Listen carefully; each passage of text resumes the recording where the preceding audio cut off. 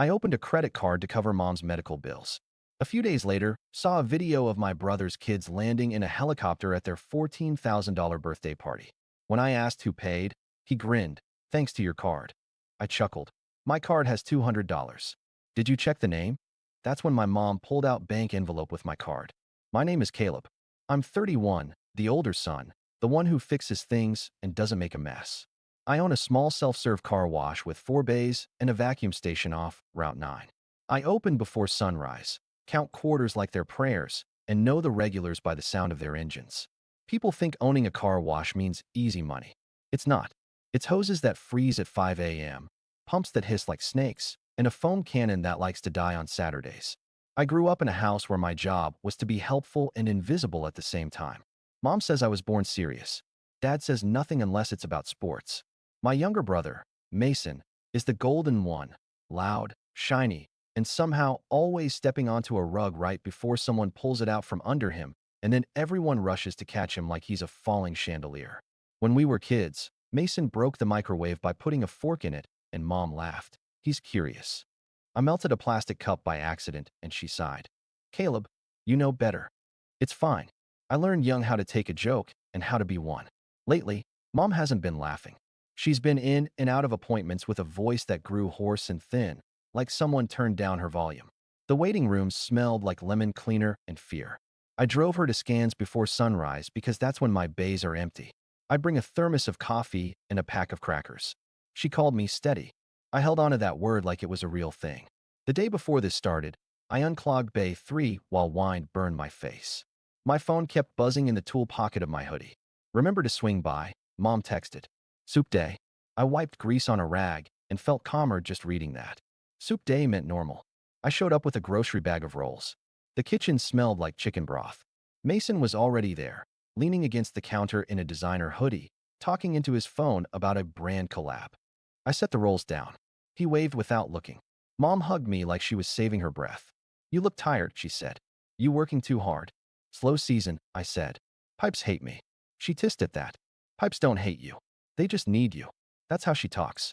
Like the objects in our life are moody toddlers. We ate in the living room. They had the TV on low.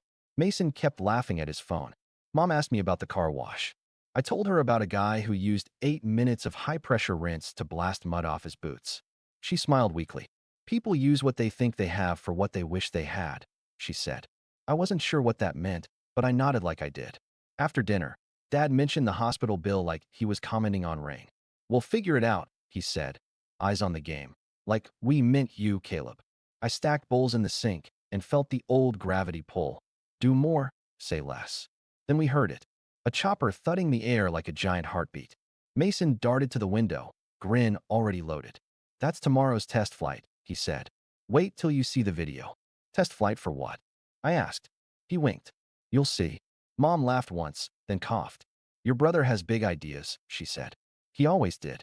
I took her tea into the kitchen. As I rinsed the cups, I heard her voice, low and soft, float over the clink of porcelain. Caleb, you're my practical one, she said. You always know how to make hard things manageable. Behind her words was the first small trigger, a familiar pressure I pretended not to feel. That night, I drove home with my wipers squeaking across a dry windshield, hands tied on the wheel, like you do when you know a curve is coming and you can't see the sign yet. I slept badly. The kind where your brain keeps checking the door. I should explain the roles. Mom, warm but tired, a maker of lists with stars in the margins. Dad, weathered, proud in a quiet way that turns sharp when money comes up. Mason, the family's favorite movie, always playing. Me, the person who cleans the theater after. When Dad got laid off from the parts warehouse 3 years ago, I picked up extra night runs at the wash. I did Craigslist installs, softeners, coin hoppers, bill validators. I learned you can talk anyone into paying cash if you bring the right socket set, and say my guy a lot. Money wasn't easy, but it moved if I did. Every month, I slipped Mom $400 for groceries. She pretended not to notice. You always bring something, she'd say, staring at the envelopes like they were shy animals. Mason brought excitement. New shoes. A drone. Last summer, he started a YouTube channel where he filmed kid experiences and told us it was a brand. It's about creating moments, he said. You can't measure that in quarters, Caleb. He said quarters like a joke. The car wash runs on quarters. The petty part of me noted that. The first medical bill hit the mailbox like a brick. I opened it at Mom's table while she folded dish towels in silent rows. $6,412.17. The .17 bothered me most. It made the number feel like it could argue with you. Mom kept smoothing the same towel flat, over and over. "We'll call," she said softly. "They do payment plans. They also do interest," I said. She looked small on that chair. "Caleb, I hate this." "I know," I said. "Let me try something." I drove to the bank. The manager, a man with a perfectly parted side part and a sign on his desk that said, "We're in this together," smiled like he'd practiced. I opened a new card with a zero-interest promo. It was stupid, I know, but it was a bridge. I told myself bridges are good. You walk across, you don't live on them. I went back to the wash and propped the office door with a bucket while the dryer cycled. I called the hospital. I gave them the card number. $3,000 down. "We'll send a receipt," the woman said like she was wrapping a present. I put the phone down and stared at the blue light of the coin counter flickering on the wall. This would work if I kept moving. I always kept moving. Over the next week, I drove Mom to appointments. I stocked the vending machine with little tissues and hand sanitizer because the nurses kept running out. I forgot to eat dinner twice.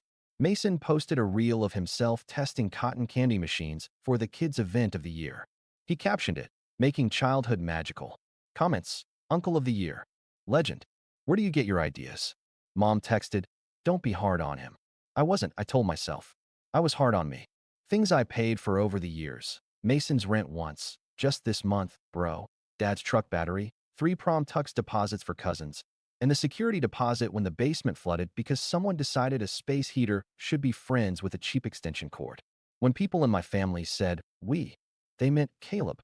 There were small humiliations, like the time Aunt Rena asked, "Do you ever wish you'd finished college?" at Thanksgiving while Mason explained crypto to an uncle who thought it was a candy bar.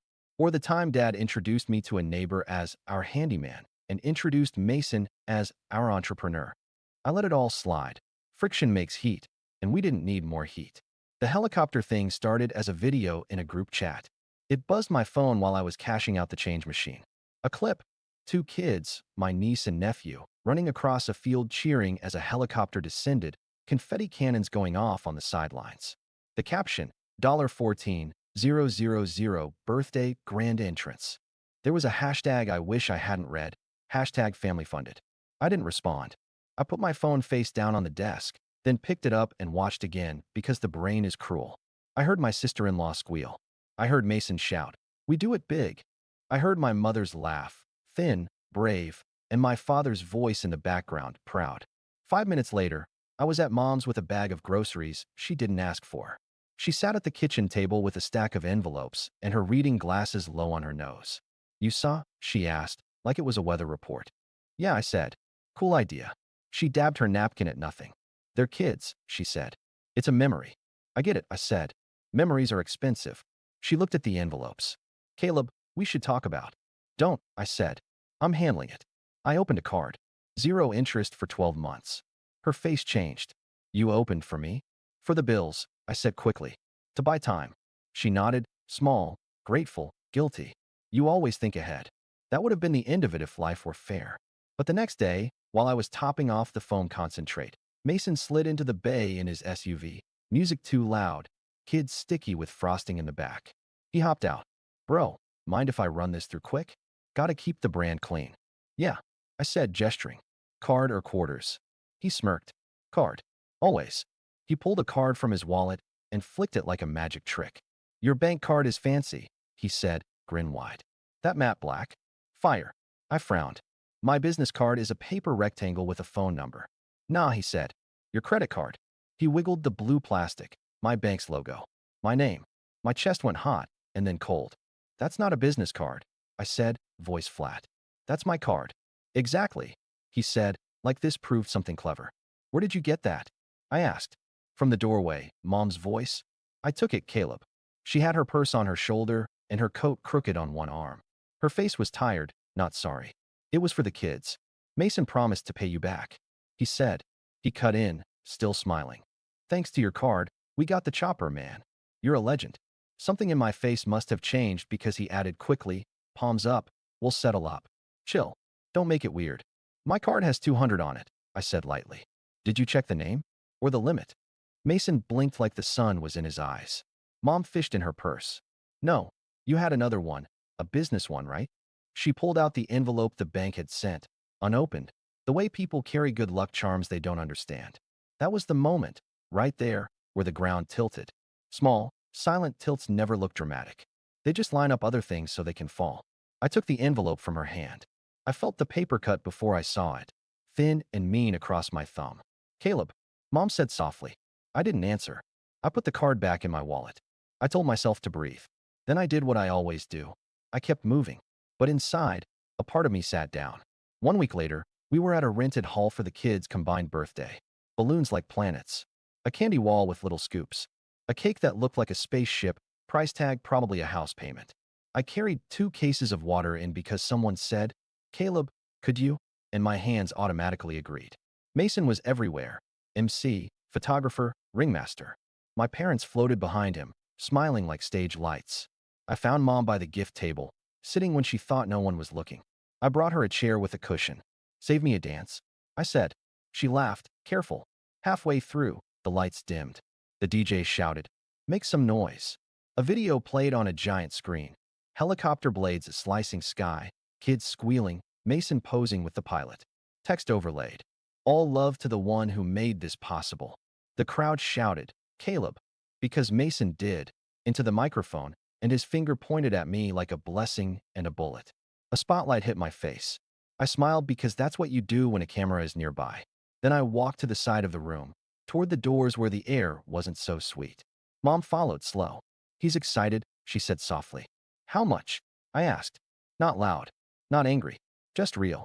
How much did you charge? She looked down. Just a deposit. Mason said the sponsor would reimburse. Mason, I said, turning. He slid over immediately like he'd been listening for his name his whole life. Hey, hero, he said. He tried to hug me. I stepped back. How much? He rolled his eyes. We talked about this. It's fine. How much? He sighed big. Okay, 1,400. I asked, knowing. 1,000, he said, like it was a joke we'd tell later. The music kept going. People kept cheering around us like we were in a commercial. I could smell sugar and fuel and the weird clean scent of rented linens. No, I said. He blinked. No what? No, I repeated. No more. No more charges. No more will settle up. No more pretending any of this is normal. He laughed, shocked. Bro, relax. Dad's voice cut in from behind him, already annoyed. Caleb, don't make a scene. I turned slowly. You want to talk about scenes? A helicopter at a kid's party is a scene. It's a memory, Dad said, jaw tight. Family takes care of family. Family asked, I said. Family took. Mom put a hand on my arm. Caleb, we were going to. I shook my head. Stop. I opened that card for your medical bills. Not this. Mason's smile disappeared like someone hit a switch. So you're going to put a price on your niece and nephew's childhood? That's dark, man. I looked at him for a long second. Then I said, quiet. This isn't about revenge. This is about closure. He laughed again, high and disbelieving. Closure? Over a party. Over years, I said. Over being the wallet with legs. Dad stepped closer. Don't disrespect your mother in public. I'm trying to protect her, I said. From interest rates and from you. A cousin appeared, sensing drama. Phones tilted. I could feel the moment calcifying into a story other people would tell wrong. I breathed. I kept my voice level. Here are my boundaries. The card is now locked. I canceled the auto pays. I will cover the hospital balance that I authorized and nothing else. If you spend on that card again, I will file fraud, because it is. Mason, if you want to run an event, run it. If you want to run a bill, run it through your own name. Mason's mouth fell open. You wouldn't. I already did, I said. Locked it 15 minutes ago in the parking lot. I held up my phone. The app screen glowed. It felt like holding a shield. He tried a different angle. You're ruining the kids' day. I looked past him at the kids chasing bubbles. No, I'm not, I said. They don't know who paid for anything.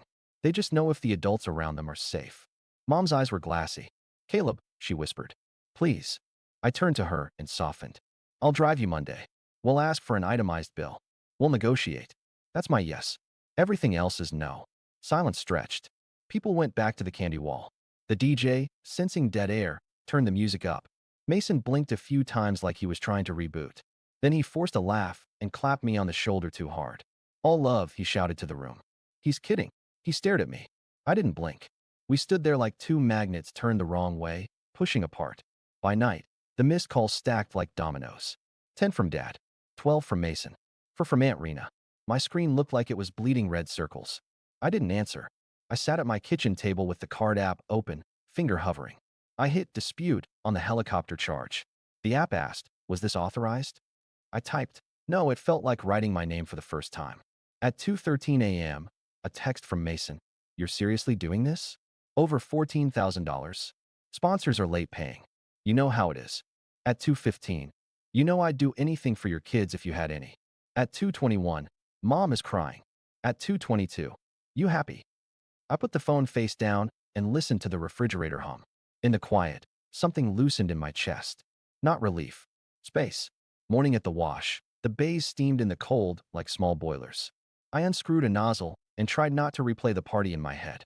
A regular named Mrs. Ortiz rolled in with her dusty SUV. She saw my face and said, trouble? I said, family. And she nodded like that was a full weather report. At noon, Mom called. I answered. Her voice sounded like paper. Your father is furious, she said. Mason is loud. I can imagine, I said. How are you? She paused. Tired, she said. Then, are you sure about this? Yes, I said, and my voice surprised me with how even it was. I'll cover the medical, not the parties. I'm done being the emergency fund for other people's emergencies. Silence. Then, you've always been so generous, Caleb. Generous isn't the same as available, I said.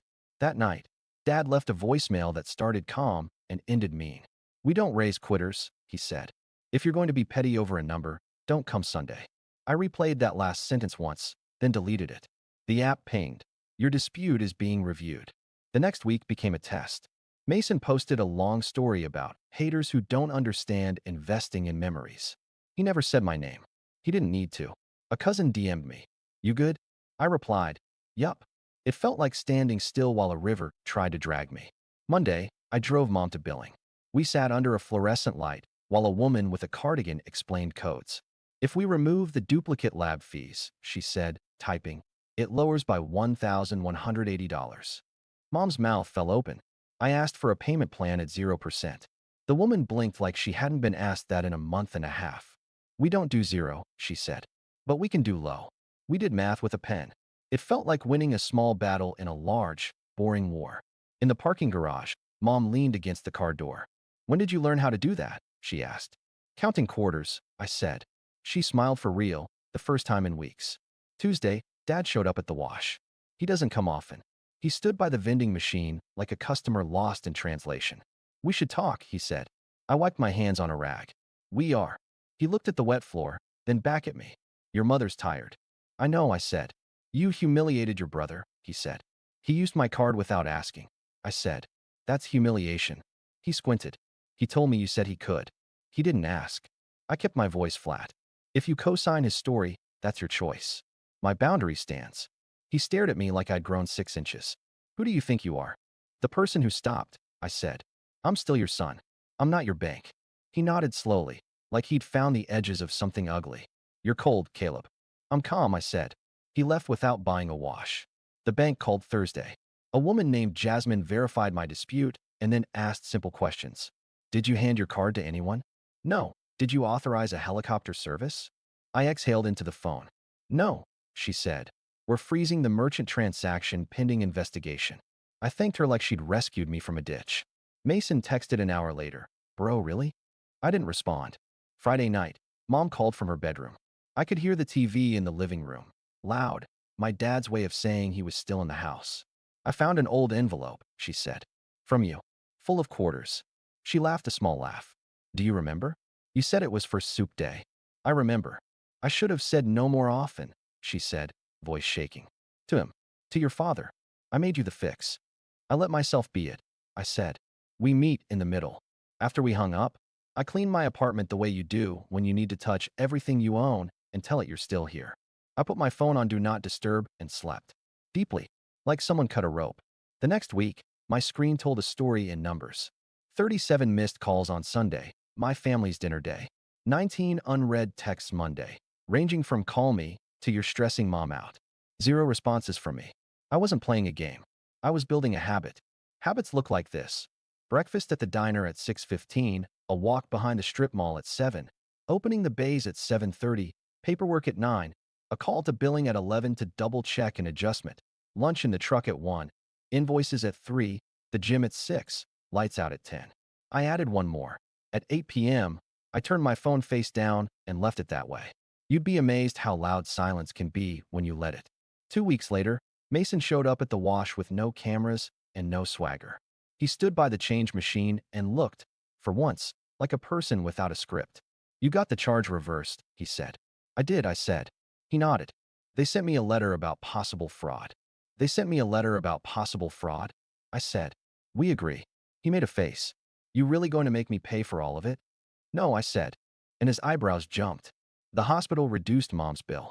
I'll cover that plan. The rest is your problem. Get a sponsor. Sell a sneaker. Cut a cake smaller." He rubbed his jaw like it was sore. "You used to help." "I used to drown," I said. "Now I don't." He stared at the wet concrete. "Mom's mad at me." "Mom's scared," I said. "There's a difference." He looked up, eyes shiny. "You always talk like that. Like you know the right words." "I know what I'll do and what I won't." He sniffed and laughed once. "You're really not coming Sunday?" "Not until people talk to me like I'm a person, not a wallet." He nodded slowly, then shrugged. "You do you, man." He left. I watched his taillights until they disappeared. That night, Mom texted just 3 words. "Miss you, steady." I typed and erased 4 replies. Finally, I wrote, "Monday at 9. I'll pick you up." She sent a heart. It felt like a non-expensive memory that still counted. Closure isn't fireworks. It's a pencil line you draw and then redraw until your hand learns the shape. It's the first time you don't answer a guilt call and the world doesn't end. It's a bill on a payment plan that actually shrinks. It's a Saturday where the bays stay busy and no one needs your last $20 because you stopped giving it like a reflex. Mom and I met with billing twice more. We paid $300, then $300 again. I watched numbers turn into less. She watched me talk to people like the world wasn't on fire. In the car, she said, "You're good at this." I said, "So are you. You raised brothers." She smiled and looked out the window at the ordinary sky. Dad sent one more voicemail. "Your mother says you're helping at the hospital." "That's good." Then, after a pause, softer. "That's good." He still doesn't like the word boundary. He'll get used to it, or he won't. That's not my job. Mason pivoted to smaller parties. A backyard circus. A puppet show. He posted a video about sustainable wonder, which made me laugh in a non-mean way. He hasn't apologized the way TV tells you people do, with a speech and a hug. He apologized by not using my name as a password anymore. I'll take it. I changed small things. I moved the family group chat to muted. I set a monthly mom budget in my notes with a line that says medical only. I put a sticky on my fridge that says no new cards. It looks silly. It works. I also started saying yes to things that aren't rescue missions. Yes to coffee with a neighbor who told me her Corolla makes a squeak I could probably fix. Yes to closing early one Thursday to play pickup basketball with guys who only know me as Caleb, corner 3. Yes to sleep. It feels like a luxury when you've spent years sleeping with your shoes on. I don't hate my family. I don't love what they expect. Those can both be true. The kids still send me crayon drawings with soap bubbles stuck to the paper because they think my job is magic. Sometimes it is. The other day, a teenager sprayed his dad's dusty pickup and grinned like he'd just learned a secret. I handed him extra quarters and said, "Keep going." This story doesn't end with anyone getting cut out of a will or a helicopter exploding midair. It ends with a car wash owner learning how to keep his own water pressure. It ends with a simple sentence I say out loud in my empty kitchen before I answer the phone.